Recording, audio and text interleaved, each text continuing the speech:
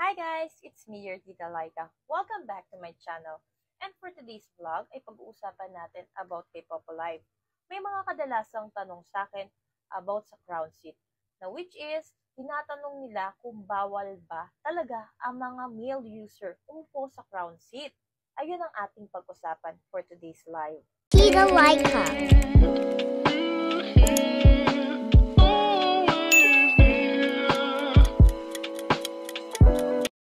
Sinasabi pa ng iba na magkakaroon daw po ng deduction ang mga host kapag may upo po na male user sa crown seat. Kumbaga, magkakaroon sila ng violation at deduction, na which is hindi po yun totoo. As a Party Live owner or Party Live panel owner, kayo po ang may desisyon kung sino po ang papaupuin ninyo sa crown seat. Pwede nyo naman pong i-close ang vacancy niyan or kaya invite by user. Kayo po ang magde-decide po nun. Pwede niyo pong paupuin ng mga male user, wala po kayong deduction na makukuha, ha? Kagaya ng ibang kumakalat na magkakaroon daw ng deduction kapag umupo ang male user sa crown seat. Wala po kasing task reward ang mga male user. Female lang po ang merong task reward sa crown seat. So, meron sigurong instances na nagkakaroon ng misunderstanding both parties, kaya po lumaki yung ganyong concerns or issue na hindi daw pwede ang mga male user sa crown seat. Baka nagkakaroon lang po ng misconception. Pero sa video ko na to ay nililinaw ko po sa inyo na pwede po ang male user sa crown seat. Decision nga lang po yun ng host. Kaya po hanggat maaari, kapag makikiupo po kayo sa mga panels, ay dapat magsabi po kayo at magpaalam po kayo na maayos sa host. Kapag kayo ay napaupo po niya, dapat po ay mag-thank you kayo pagkatapos. Always say thank you para makakaulit kayo. Or kaya kapag may mga ka-agency sila, especially female host, na dumating at ni-step down kayo, especially male kayo, syempre huwag sasama ang loob ninyo, ha, kasi ka-agency nila yan or kaya friend po nila yan. Dahil nga po iyon ay magtatapos ng kanyang party live task.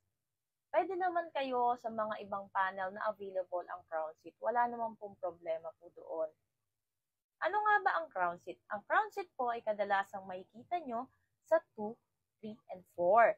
2, 3, and 4 seat po siya ng golden chair na may crown. So kapag kinlik nyo po yun at hindi po kagad kayo nakaupo doon, ibig sabihin po nun kailangan po ng approval ng host. Mag-comment po kayo or bago nyo i-click ang isang seat, magsabi po kayo, ha?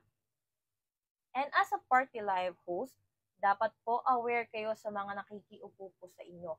Meron kasing mga ibang nakikiupo na iba ang ginagawa. Kaya hanggat maaari, kayo po ang may control ng pwedeng maupo sa inyo.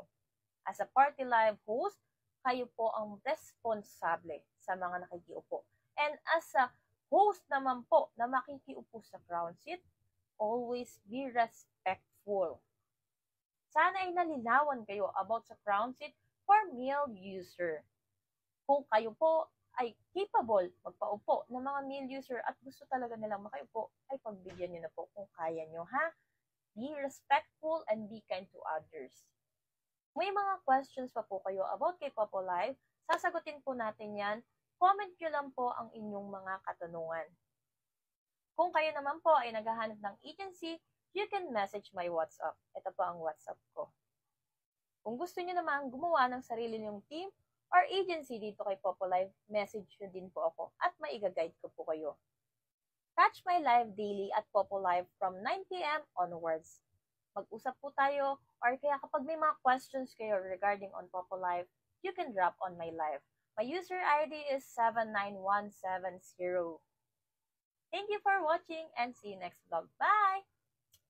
Thanks for watching. Share. Don't forget to like, comment, and subscribe. See you next vlog.